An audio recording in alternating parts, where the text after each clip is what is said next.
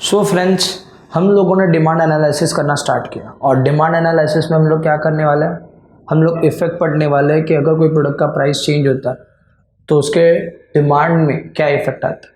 फिर ये demand analysis करने के लिए हम लोगों ने दो तरीके यूज़ किए। एक है टेबल जिसको हम लोग शेड्यूल बोलते हैं और दूसरा है कर्व। शेड्यूल के अंदर हम लोगों ने इंडिविजुअल डिमांड शेड्यूल और मार्केट डिमांड शेड्यूल कंप्लीट कर दिया। Now we are going to start with individual demand curve and उसके बाद I will completing the market demand. अभी ये इंडिविजुअल डिमांड कर्व क्या होता है, बहुत सिंपल है। Individual demand curve is a graphical representation of individual demand schedule. ये मैंने यहाँ पर पुटअप कर दिया। So what is individual demand curve? एक ग्राफ है, लेकिन किसका? वही डिमांड स्केड्यूल का जो हम लोगों ने लास्ट पार्ट में कंप्लीट किया था। सो हम क्या करेंगे, जिस तरह स्केड्यूल डेवलप करते, एक टेबल डेवलप करते जिसमें हम लोगों ने देखा कि अलग अलग प्राइसेस पे कंज्यूमर की डिमांड क्या क्या है, उसी तरह यहाँ पे ग्राफ बनाएंगे और वो ग्राफ के अंदर हम वंस अगेन वही पढ़ेंगे कि अलग अलग प्राइसेस पे उसकी डिमांड है। तो ज़्यादा कोई डिफरेंस नहीं है, बस फ़र्क है कि प्रेजेंट पहले टेबल में होता था, अभी ग्राफ में होगा। सो ये मैंने प्रीवियस टेबल तुम्हें एक्सप्लेन किया हुआ था। Mister A for a month जो डिमांड कर रहे हैं ना, उसका मैंने टेबल बना के रखा था। प्राइस 10, 8, 6, 4, 2 रिकॉल करोगे तो 1, 2, 3, 4, 5 ये डेटा मैंने लास्ट पार्ट में कंप्लीट किया था। अभी इसका मतलब ये होता था, जब ये 10 रुपये का प्राइस था तो पर्सन बोलता था कि वो एक क्वांटिटी खरीदने के लिए रेडी, और जैसे प्राइस कम हो जाता था तो उसकी डिमांड क्या होती थी कि मैं ज़्यादा डिमांड करूँगा। फिर और प्राइस हम करते थे तो और ज़्यादा डिमांड, और प्राइस करते थे तो और ज़्यादा डिमांड। इस तरह हम लोगों ने टेबल डेवलप किया था। अभी यही टेबल का ग्राफ बनाना है। ग्राफ बनाना बहुत सिंपल है। हम यहाँ पर ग्राफ बनाने के लिए क्या करेंगे, first of all Y axis ड्रॉ करेंगे और एक्स एक्सेस।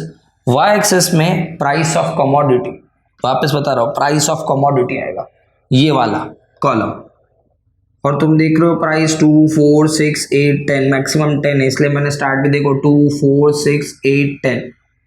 तो मैंने इस तरह से प्लॉट किया हुआ। तुम चाहो तो 1, 2, 3, 4 भी कर सकते हो, ज़रूरी नहीं है कि 2, 4, 6, 8, 10 हो, लेकिन बेटर यही होगा कि 2, 4, 6, 8, 10 होगा तो तुम्हारा ग्राफ एक नॉर्मल जो साइज का होना चाहिए वो बनेगा, नहीं तो वो काफ़ी बड़ा बनेगा।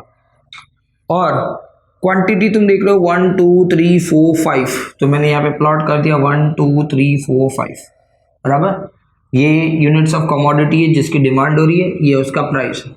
अभी ये तुम्हारे y कोऑर्डिनेट है और ये x कोऑर्डिनेट, स्कूल में करते थे ना वैसे, मीन्स ये सारे x के नंबर और ये सारे y के नंबर।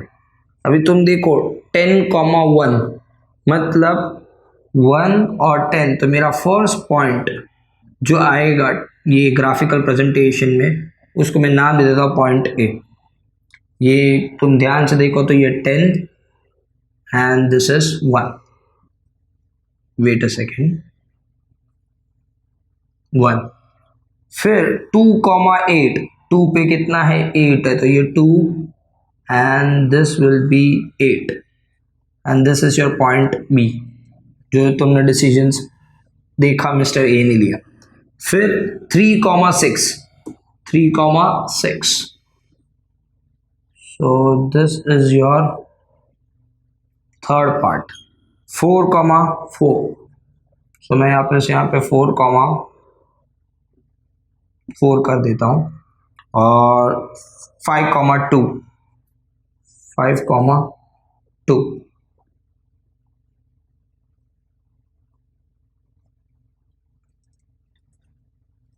सो जितने भी पॉइंट थे वो सारे पॉइंट मैंने यहाँ पे प्लॉट कर दिए। अभी तुम्हें ये सब लाइन ड्रॉ करने की जरूरत नहीं, तुम तो सिर्फ पॉइंट को ड्रॉ करोगे तो भी चलेगा। मैंने लाइन क्यों ड्रॉ की है, ताकि तुम्हें पता चले कि वो पॉइंट आया कैसे। इसके लिए तुम्हें सिर्फ एग्जाम में A, B, C, D ऐसे पॉइंट को प्लॉट करना है। अभी इसको जो ज्वाइन करोगे तो ये जो लाइन मिल रही है ना, वो लाइन को हम बोलते हैं डिमांड को। हम लोग क्या बोलते हैं, डिमांड को। ये क्या हो गया, ग्राफ में मैंने टेबल को बताया। अभी ये क्यों किया जाता है वो भी मैं तुम्हें बताऊंगा, पर फर्स्ट ऑफ ऑल हम लोग खाली इतना समझ लेते हैं कि कर्व क्या होता है। डिमांड कर्व और कुछ नहीं है, ग्राफिकल प्रेजेंटेशन है शेड्यूल का। तो तुम लोग को बता दो तो ये इंपॉर्टेंट पॉइंट दिखेंगे तुम्हें। ग्राफ है जो मैंने तुम्हें बताया, किसका, प्राइस एंड क्वांटिटी का, कोई भी एक कमोडिटी का, और ये ग्राफ मैंने एक कंज्यूमर का बनाया, सिंगल कंज्यूमर का, इसीलिए इसको बोलेंगे हम लोग इंडिविजुअल डिमांड। अगर मैं मार्केट का बनाता तो मैं इसको बोलता मार्केट डिमांड का, लेकिन अभी हम लोग इंडिविजुअल डिमांड कर्व को पढ़ रहे हैं। सो इंडिविजुअल डिमांड कर्व और कुछ नहीं है, graphical representation of individual demand schedule. और मैंने तुम्हें शेड्यूल लास्ट पार्ट में सिखाया हुआ था, वही शेड्यूल का मैंने ग्राफ ड्रॉ करके बताया। तो ग्राफ इस तरह के कैसे बनते हैं वो तुम्हें क्लैरिफाई हो गया। और ये ग्राफ के अंदर तुम्हें ये पता चल रहा है कि ये ग्राफिकल प्रेजेंटेशन है प्राइस एंड क्वांटिटी डिमांड का, पर्टिकुलर कमोडिटी का, एक सिंगल कंज्यूमर।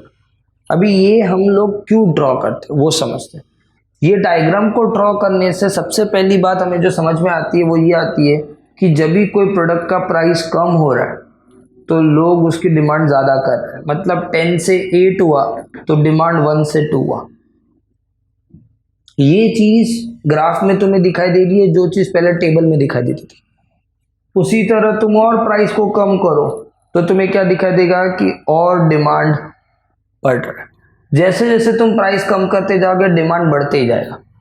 और इसको उल्टा देखोगे मतलब कैसे, अगर मैं ऐसा बोलूं कि 2 से 4 प्राइस बढ़ाने वाला पॉइंट बोलूं, मैं ऐसा बोल रहा हूं कि 2 से प्राइस 4 हुआ तो 2 पे 5 था, 4 पे 4 हो गया तो डिमांड कम होगा। जिसका मतलब ये बनता है कि अगर कोई प्रोडक्ट का प्राइस बढ़ जाता है तो उसकी डिमांड मार्केट में कम हो जाती है, और कोई प्रोडक्ट का प्राइस कम हो जाता है उसकी डिमांड बढ़ जाती है। ये चीज़ हमने कहाँ पे सीखी थी, टेबल के अंदर। और इसको हम लोग क्या बोलते हैं, यस, इनवर्स रिलेशनशिप। मैंने तुम्हें सिखाया हुआ है 2 तरह के रिलेशनशिप होते हैं, डायरेक्ट एंड इनवर्स। यहाँ पर तुम नोटिस करो it is an inverse relationship. क्यों इनवर्स, बिकॉज प्राइस बढ़ रहा है तो डिमांड कम हो रहा है, और प्राइस जब भी कम हो रहा है तो डिमांड बढ़ रहा है। सो जो तुम्हें टेबल से सीखने मिला वही चीज़ तुम्हें डायग्रामेटिकली भी सीखने मिल रही है। मीन्स यहाँ पर भी वही बात प्रूफ हो रही है। और एक बात क्लियर हो गई कि प्राइस का इफेक्ट डिमांड पे जब भी आएगा तो ये इनवर्स वाला ही आएगा। प्राइस जब भी बदलेगा, मीन्स प्राइस इंक्रीज होगा तो डिमांड कम होगा, और प्राइस डिक्रीज होगा तो डिमांड बढ़ेगा। और एक चीज़, ये डायग्राम को तो ध्यान से देखोगे, यहाँ से लेके यहाँ तक तो डायग्राम कैसे जा रहा है, नीचे की तरफ जा रहा है।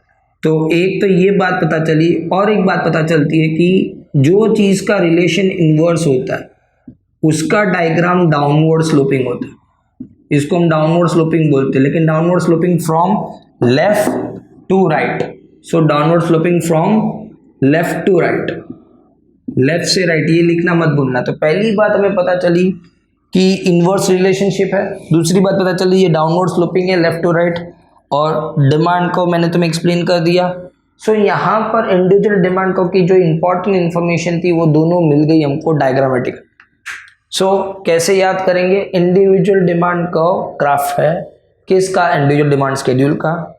एग्जाम में शेड्यूल को ड्रॉ करने की ज़रूरत नहीं, क्योंकि तुम्हें जब भी क्वेश्चन पूछा जाता है ये तो तुम्हें यही ड्रॉ करना होता है। ये ड्रॉ करने के लिए और तुम्हें समझाने के लिए मैंने टेबल बताया हुआ कि ये टेबल कहाँ से है। फिर मैंने ये टेबल तुम्हें बताया हुआ है, तो मैंने प्लॉट करके सिखाया कि किस तरह टेबल के पॉइंट्स मिलते हैं। फिर उसको ड्रॉ किया, ड्रॉ करके 2 बात पता चली, रिलेशन इनवर्स इधर भी प्रूफ हो रहा है, और लाइन जिसकी इनवर्स रिलेशन होती है ना उसका डाउनवर्ड स्लोपिंग होता है, वो बात पता चलता है। और ये इंडिविजुअल डिमांड का वो क्या है, ग्राफ है, किसका, प्राइस एंड क्वांटिटी डिमांड का, एक पर्टिकुलर कमोडिटी का बाय अ सिंगल कंज्यूमर। अगर ये सिंगल कंज्यूमर नहीं होता तो ये मार्केट डिमांड का बनता है, लेकिन ये सिंगल कंज्यूमर का, इसीलिए ये इंडिविजुअल डिमांड का है। सो यहाँ पे इंडिविजुअल डिमांड का कॉन्सेप्ट कंप्लीट हो गया। अभी हम लोग स्टार्ट करते हैं मार्केट डिमांड का।